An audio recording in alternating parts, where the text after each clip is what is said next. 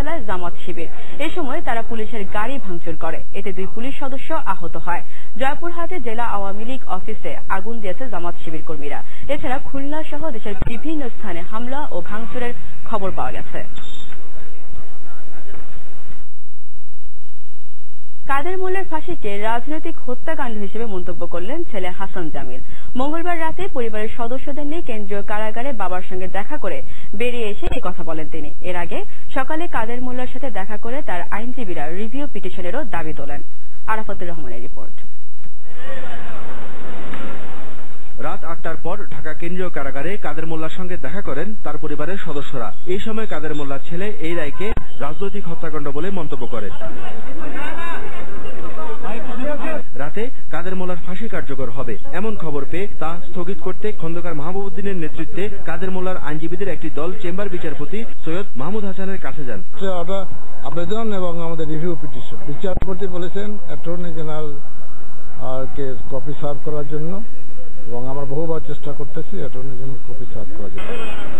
এর আগে মঙ্গলবার সকালে কাদের মোল্লার 5 আইনজীবী ঢাকা কেন্দ্রীয় কারাগারে তার সাথে কথা বলেন। এই সময় তারা রিভিউ পিটিশন এবং রাষ্ট্রপতির কাছে প্রাণভিক্ষা চাওয়ার ব্যাপারে তাদের মত প্রকাশ করেন। রাষ্ট্রপতির কাছে ক্ষমা প্রার্থনার ব্যাপারে আইনটা হচ্ছে এই জেল কোডের বিধান, যেটা নতুন জেল কোডে, সেটা হচ্ছে 15 দিন সময় ওনার আছে। মানসিকভাবে উনি খুবই ভালো আছেন। He is in very high spirit. তবে কারা কর্তৃপক্ষ বলেন আন্তর্জাতিক অপরাধ ট্রাইব্যুনালে কাদের মোল্লার রিভিউ করার সুযোগ পাবেন না। অ্যাটর্নি জেনারেল মহোদয় বলেছেন, তারপরে আন্তর্জাতিক অপরাধ ট্রাইব্যুনাল অ্যাক্টেও আছে, প্রচলিত অন্যান্য বিধিবিধান এখানে অচল, কার্যকর নয়। গেল 8 ডিসেম্বর থেকে কাদের মোল্লার ফাঁসির ক্ষণ গণনা শুরু হয়েছে বলে জানান তিনি। 8 তারিখ থেকে কাউন্টডাউন 7 দিন। আরাফাতুর রহমান, RTV, ঢাকা। সাইদির মানবতা বিরোধী অপরাধের সাক্ষী মোস্তফা হাওলাদার পিরোজপুরে দুর্বৃত্তদের হামলায় মারা গেছেন। শনিবার মধ্যরাতে হামলার শিকার মোস্তফা সোমবার রাতে ঢাকা মেডিকেলে চিকিৎসাধীন অবস্থায় মারা যান। এই ঘটনায় উদ্বিগ্ন হয়ে পড়েছেন অন্য বাদী ও সাক্ষীরা। পিরোজপুর প্রতিনিধি শেখ রিয়াদ আহমেদ নাহিদের তথ্য ও ছবিতে নোমান শিবলির রিপোর্ট।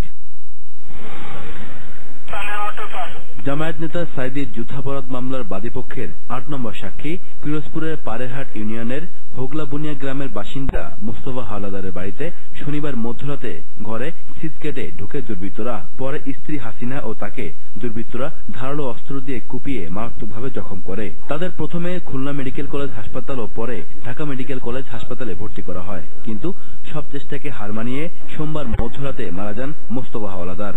এই ঘটনায় নিরাপত্তা নিয়ে চিন্তিত হয়ে পড়েছেন মোস্তফা পরিবার। এতে উদ্বিগ্ন হয়ে পড়েছেন সাইদির বিরুদ্ধে করা আরেক মামলার বাদী মানিক পশারি। ঘাতকদের দ্রুত বিচার দাবি করেছেন এলাকাবাসী। আমার সরকারের কাছে দাবি, যাতে এই ছেলে পেলে নিয়ে আমরা বাঁচতে পারি। আমরা সব সাক্ষীকে দিল পুনর্বাসন চাই, সব সাক্ষী আমরা এক। জীবনের ঝুঁকি নিয়ে সে সাক্ষী দিচ্ছে, যার কারণে আজকের এলাকাবাসী মনে করে যে তার জামাত বিএনপি চক্র এই ঘটনা ঘটিয়েছে। তবে পুলিশ জানায় সার্বক্ষণিক নিরাপত্তা দেওয়া হচ্ছিল তাদের। এছাড়া রাষ্ট্রপক্ষের বাদী ও সাক্ষীরা বিভিন্ন স্থানে থাকায় নিরাপত্তা দিতে হিমশিম খাচ্ছে প্রশাসন। যারা সাক্ষী বা বাদী যারা আছেন তাদেরকে যদি সেই স্থানে যদি রাখার ব্যবস্থা করা হয়, সেক্ষেত্রে পুলিশের তরফ থেকে সুরক্ষার ব্যবস্থা নিশ্চিতভাবে প্রতিপালন করা যেত। পুলিশই তাকে বাজার থেকে বাসায় নিয়ে যেত, আবার যখন বাজারে আসতো তখন পুলিশ বলতো। ওদিনও তার প্রোটেকশন দিয়ে বাসায় রেখে পুলিশ চলেছে। কিছুক্ষণ পর 1টার সময় ঘটনাটা, 1টা থেকে 15 দিনের দিকে ঘটনাটা। এই হত্যাকাণ্ডের পর স্পর্শকাতর যুদ্ধাপরাধ মামলার সঙ্গে সংশ্লিষ্টদের আরো বেশি নিরাপত্তা চেয়েছেন পিরোজপুরের সাক্ষী।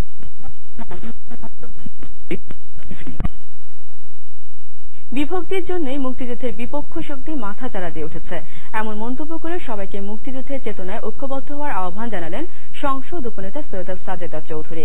আর ডাক ও টেলিযোগাযোগ মন্ত্রী রাশেদ খান মেনন অভিযোগ করলেন পরাজিত শক্তি দেলোয়ার হোসেন সাইদের সাক্ষীকে হত্যা করেছে। অন্যদিকে বাংলাদেশের মুক্তিযুদ্ধের বিপক্ষ শক্তির ঠাঁই নেই বলে হুঁশিয়ারি দিলেন তথ্যমন্ত্রী হাসানুল হক ইনু। মঙ্গলবার বিকেলে জাতীয় শহীদ মিনারে মুক্তিযুদ্ধের চেতনা বাস্তবায়ন মঞ্চ আয়োজিত সমাবেশে তারা এসব কথা বলেন। আর এ বাদলের রিপোর্ট।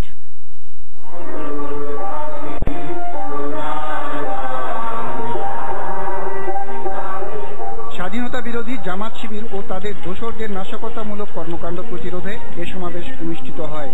এতে প্রধান অতিথির বক্তব্যে সৈয়দা সাজেদা চৌধুরী সবাইকে ঐক্যবদ্ধ হওয়ার আহ্বান জানান।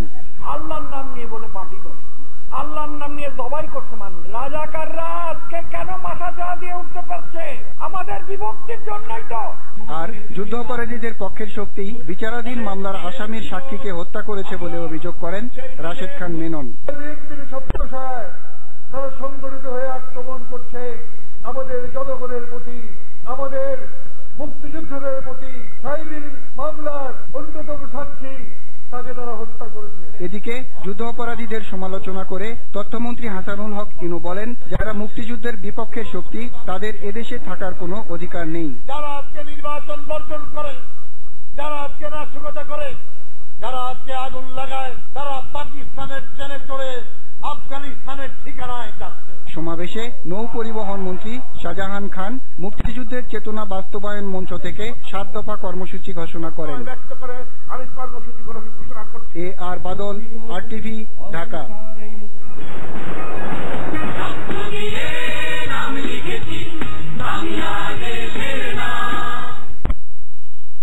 বিজয় মাসের সংবাদ।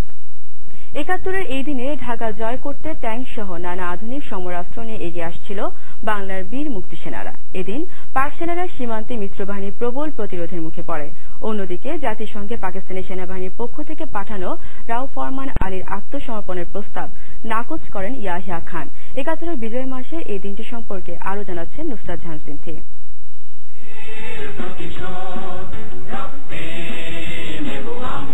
11 ডিসেম্বর 1971। চারদিকে তখন পাকিস্তানের পরাজয়ের ধুলি।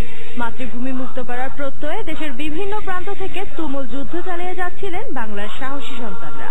বাঙালির এই তীব্র প্রতিবাদের মুখে ক্রমেই কোণঠাসা হয়ে পড়ছিল পাক বাহিনী এবং তাদের এদেশীয় দোসরদের। এদিন ঢাকা বিজয়ের লক্ষ্যে বিপুল অস্ত্রশস্ত্র নিয়ে চারদিক থেকে ধেয়ে আসছিল মুক্তি সেনারা।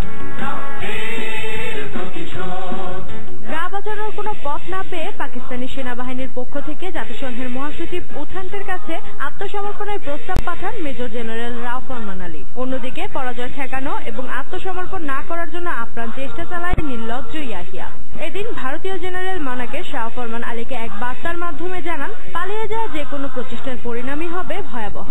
অন্যদিকে এদিন ইয়াহিয়া বলেন, আমি সাধ্যমতো পূর্ব পাকিস্তানের সংকট নিরসনের চেষ্টা করেছিলাম, এখন সব দায়ভার আমাকেই নিতে হচ্ছে। এই মুহূর্তে একজনই পারেন দুই পাকিস্তানকে টিকিয়ে রাখতে, কিন্তু তিনি কি সেটা করবেন? অন্যদিকে কাদের সিদ্দিকী নিয়ন্ত্রিত টাঙ্গাইলের মধুপুর অঞ্চলে এদিন মিত্রবাহিনীর ৭০০ সৈন্য অবতরণ করেন। এই সময় পাকিস্তানি ব্রিগেডের সঙ্গে চলে দিনব্যাপী তুমুল যুদ্ধ। এদিন ঢাকায় বেলা ৩টা থেকে অনির্দিষ্টকালের জন্য সান্ধ্য আইন জারি করা হয়।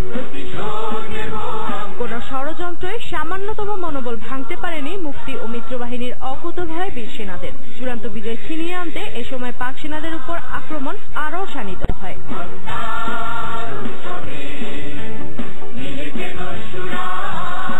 নুসরাত জাহান সিনথি, RTV। এবার অন্যান্য প্রসঙ্গ। দুপক্ষের সংলাপের মধ্য দিয়ে সংকট উত্তরণের পথে ইতিবাচক অগ্রগতি হয়েছে বলে জানিয়েছেন জাতিসংঘ মহাসচিবের দূত অস্কার ফার্নান্দেজ তারানকো। রাজনৈতিক অচলাবস্থা নিরসনে সংশ্লিষ্ট পক্ষগুলোর সঙ্গে 4 দিন ধরে দফায় দফায় বৈঠকের পর মঙ্গলবার বিকেলে তিনি এই কথা জানালেন।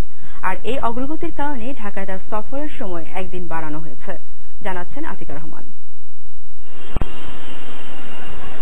শুক্রবার সন্ধ্যায় ঢাকায় আসা জাতিসংঘের বিশেষ দূত সফরের 5ম দিনে দুপুর 12:30টার দিকে সোনারগাঁ হোটেল থেকে বেরিয়ে যান। পরে খবর আসে বাড়িধারার 7 নম্বর রোডের 28 নম্বর বাসায় তারানকোর মধ্যস্থতায় বৈঠকে বসেছেন আওয়ামী লীগের সাধারণ সম্পাদক সৈয়দ আশরাফুল ইসলাম ও বিএনপির ভারপ্রাপ্ত মহাসচিব মির্জা ফখরুল ইসলাম আলমগীর। খবর পেয়ে ছুটে যান গণমাধ্যম কর্মীরা। তবে বিকেল পর্যন্ত অপেক্ষা করেও দেখা মেলেনি শীর্ষ পর্যায়ের নেতাদের কারো। এরপর খবর আসে প্রধানমন্ত্রীর সঙ্গে দেখা করতে গণভবনে যাচ্ছেন জাতিসংঘ দূত। তবে প্রধানমন্ত্রী অফিস থেকে জানানো হয় বুধবার যে কোনো সময় তারানকোকে সময় দেবেন প্রধানমন্ত্রী শেখ হাসিনা। এ অবস্থায় বিকেল 5টায় তার নির্ধারিত ব্রিফিং স্থগিত করা হয়। তবে 5:30টার দিকে হোটেলে ফিরে তাৎক্ষণিকভাবে সাংবাদিকদের ব্রিফ করেন তারানকো। বলেন, সংকট নিরসনে দুদলের ইতিবাচক অগ্রগতি হওয়ায় তিনি সফর একদিন বাড়িয়েছেন। I have decided to extend my stay here in Bangladesh given the very positive developments that have taken place. So I'm going to read out a statement just so that it can be precise. I want to take this opportunity to applaud the decision to sit down and seize this important opportunity. This shows political leadership, responsibility and courage. It also is an answer to the expectations of the people of Bangladesh. তিনি এও বলেন প্রধান দুই রাজনৈতিক দল নির্বাচন নিয়ে সংলাপ এগিয়ে নিতে রাজি হয়েছে। Today represents an important moment in the current context. At the invitation of the United Nations Secretary General, representatives of both parties have met and engaged in dialogue. Both sides have agreed to continue their dialogue in a spirit of goodwill and compromise and to work constructively together to decrease tensions and build confidence. বুধবার ঢাকা ছাড়ার আগে আনুষ্ঠানিক সংবাদ সম্মেলন করার কথা আছে জাতিসংঘ মহাসচিবের বিশেষ দূত অস্কার ফার্নান্দেস তারানকোর। আতিকা রহমান, RTV, ঢাকা। দুদলকে একটি গ্রহণযোগ্য সমাধানের দিকে নিতে জাতিসংঘ মহাসচিবের বিশেষ দূত দিন রাত ছুটোছুটি করছেন। সফরের বেশিরভাগ সময় কাটাচ্ছেন বৈঠকে। বিষয়টিকে বিদেশিদের কাছে সার্বভৌমত্বের সমর্পণ বলে মনে করেন সাবেক পররাষ্ট্র সচিব ফারুক চৌধুরী। আর সাবেক রাষ্ট্রদূত হুমায়ুন কবিরের মতে তারানকো দুনেত্রীকে যে বিষয়গুলো বুঝিয়েছেন সেটি দেশের মানুষেরও মনের কথা। বাজেদ আহমেদের রিপোর্ট। চলমান সংকট থেকে উত্তরণে দুই নেত্রীর মন গলাতে ঢাকায় দারুণ ব্যস্ত জাতিসংঘের সহকারী মহাসচিব অস্কার ফার্নান্দেস তারানকো। বৈঠক করেছেন প্রধানমন্ত্রী, বিরোধী দলীয় নেতা, সিইসি, জাতীয় পার্টির চেয়ারম্যান, আওয়ামী লীগ, বিএনপি, জামাত এবং সুশীল সমাজের প্রতিনিধির সঙ্গে। এতে সংকটের বরফ কতটুকু গলবে তা বলা না গেলেও চেষ্টায় কমতি ছিল না। রাজনীতিবিদদের এমন ব্যর্থতায় দেশের ভাবমূর্তি ভুলুণ্ঠিত হয়েছে বলে মনে করেন সাবেক এই দুই কূটনীতিক। তারানকো সাহেবকে একবার নয়, দুইবার নয়, তৃতীয়বারের মতো আসতে হলো। এতে বাংলাদেশের ভাবমূর্তি বহির্বিশ্বে ভুলুণ্ঠিত হচ্ছে দিনের পর দিন। এই যে বিদেশিরা আমাদের অভ্যন্তরীণ ব্যাপারে তাদের হস্তক্ষেপ করতে হচ্ছে, এটা এক অর্থে কিন্তু আমাদের সার্বভৌমত্বকে আমরা কিছুটা সমর্পণ করছি। বাংলাদেশের মানুষ তো এই কথাগুলি বহুদিন ধরে বলছে। বাংলাদেশের মানুষ বললে আপনারা শোনেন না কেন? এটাই তো অনেক বেশি সম্মানজনক। বাইরের লোক বললে কেন শুনতে হবে? ফারুক চৌধুরীর মতে কথায় কথায় নিজেদের বিষয়ে বিদেশিদের কাছে বিচার দেওয়ার প্রবণতা দুঃখজনক। 2-3 জনের কূটনীতিবিদ আমি জানি যারা বিশিষ্ট কূটনীতিবিদ, তাদের জন্ম হয়েছে বাংলাদেশের সঙ্গে 1971 সালে, এবং তারা এসে আমাদের দুটিয়ারি করছে, আমাদের মধ্যস্থতা করছে, আমাদের জন্য তারা উদ্বেগ প্রকাশ করছে। খুব খারাপ লাগে। আর হুমায়ুন কবিরের মতে দেশবাসীর মতামতকে উপেক্ষা করে বিদেশিদের কথায় ছাড় দেয়া বা আলোচনায় বসার মানসিকতা রাজনীতিবিদদের ছাড়তে হবে। আমরা এটাও বুঝি যে দুপক্ষই এই অবস্থান থেকে হয়তো খানিকটা ছাড় দিয়ে তারা একটা সমাধানের পথে যাবেন, কিন্তু প্রশ্ন হলো যে তারা যে যাবেন সেই জায়গায় যাওয়ার জন্য মুখ রক্ষার একটা ব্যাপারও থাকে। সেই মুখ রক্ষার ব্যাপারটার জন্য আমার ধারণা যে আমাদের এই যে বন্ধুরা আসেন বাইরে থেকে, তারা হয়তো সেই মুখ রক্ষার কাজটা করতেই তাদেরকে সহায়তা করে। রাজনীতিতে ও দলে গণতন্ত্র চর্চা হলে আর দেশের কল্যাণে সত্যিকার অর্থে কাজ করলে বিদেশিদের হস্তক্ষেপ করতে হবে না বলে মনে করেন সাবেক এই দুই কূটনীতিক। আমাদের দেশে গণতন্ত্র নেই, আমাদের রাজনৈতিক দলগুলোর মধ্যে গণতন্ত্র। বাজিদ আহমেদ, RTV, ঢাকা। বিদেশি বন্ধুদের পরামর্শ গ্রহণ করলেও নির্দেশনা মেনে নেওয়া হবে না বলে সাফ জানিয়ে দিলেন আওয়ামী লীগের প্রেসিডিয়াম সদস্য মোহাম্মদ নাসিম। আর রাজনৈতিক সমঝোতায় কূটনীতিকদের উদ্যোগ জাতির জন্য অসম্মানজনক বলে মন্তব্য করলেন বনমন্ত্রী হাসান মাহমুদ। রাজধানীতে আলাদা অনুষ্ঠানে এসব কথা বলেন তারা। বিস্তারিত জাহিদ রহমানের রিপোর্টে। রাজধানীর সোহরাওয়ার্দী উদ্যানে বিজয় দিবসের কর্মসূচি হিসেবে শিক্ষা চিরন্তনে শ্রদ্ধা জানায় 14 দলের নেতাকর্মীরা। এ সময় চলমান রাজনৈতিক সংকট নিরসনে বিদেশিদের উদ্যোগকে স্বাগত জানান আওয়ামী লীগ নেতা মোহাম্মদ নাসিম। পরামর্শ নিতে পারি, আমরা সহযোগিতা দিতে পারি, কিন্তু কোন নির্দেশ কোনোদিন এই বাংলার জনগণ মেনে নেবে না।